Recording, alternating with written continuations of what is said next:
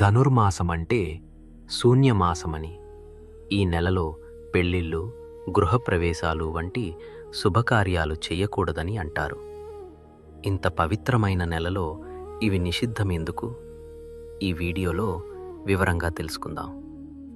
ఈ మాసాన్ని శూన్యమాసం లేదా ఖర్మాసం అంటారు. శూన్యం అంటే చెడ్డది అని అర్థం కాదు.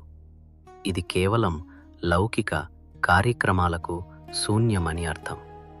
దీని వెనుక ఉన్న కారణం చాలా సులభం. ఈ మాసం దేవతలకు బ్రహ్మ ముహూర్తం.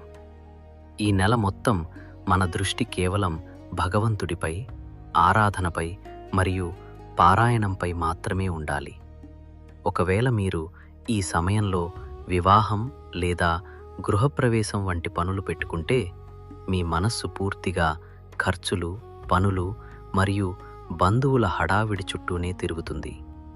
అందుకే శాస్త్రాలు చెప్పేది ఒక్కటే: ఈ నెలలో ప్రాపంచిక కార్యక్రమాలను పక్కన పెట్టి మన శక్తిని, సమయాన్ని ఆధ్యాత్మిక పురోగతికి ఉపయోగించుకోవాలి.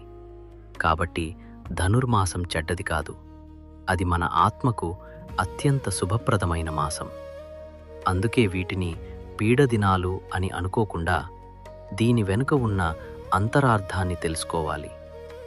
మీలాంటి శ్రీనివాసుని భక్తులు ఈ ఛానల్ని సబ్స్క్రైబ్ చేసుకుని మమ్మల్ని సపోర్ట్ చేయండి.